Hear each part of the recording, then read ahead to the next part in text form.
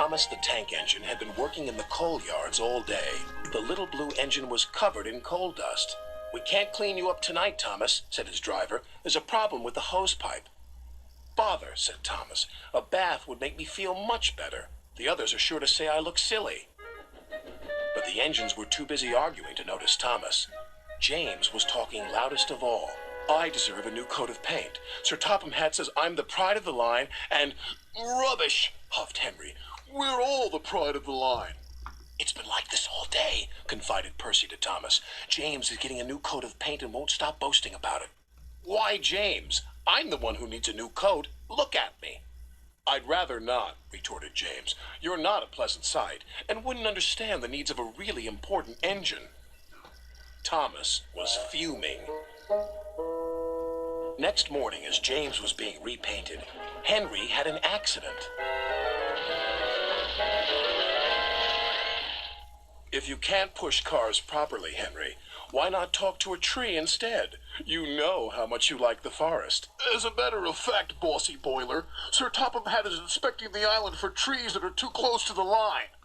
He's worried they might cause trouble." "Ha!" laughed James. "If I came upon a tree, I'd just push it aside." "Really?" Henry replied. Soon James was showing off his paintwork. "Make way for an important engine." "You wouldn't feel important if one of those trees crashed on you. You'd feel hurt," reproached Percy. "Rubbish! It wouldn't dare."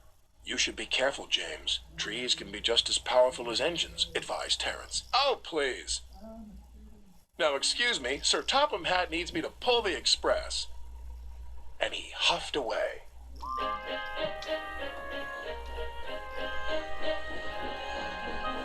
But James was wrong.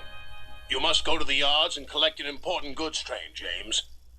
"It's heavy, so be careful," said Sir Topham Hatt. "But, sir, I've just been repainted. Can't Thomas or Percy do it? They're dirty and like working with freight cars." "Really useful engines don't argue."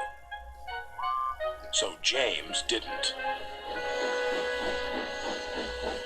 By the time he arrived at the yards, the weather had changed for the worse. "Your color's nice, James. Pity about your face, though," said a freight car. James ignored them and set off.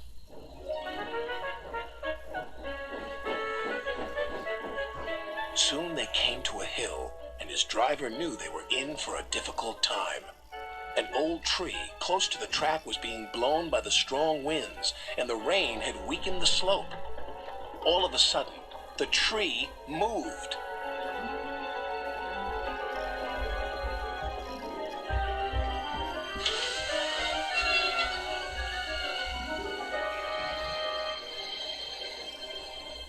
"Oh, help!" cried James. "Go away!"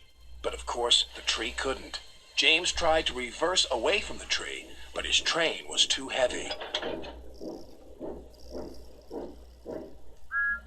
Then he heard a whistle. "It's Thomas," called his driver. James felt embarrassed and worried that Thomas would laugh at him, but Thomas didn't. He knew this was no time for teasing. "Beep, beep." "I'm ready," whistled Thomas. "So am I," replied James. "As ready as I'll ever be." They were just in time.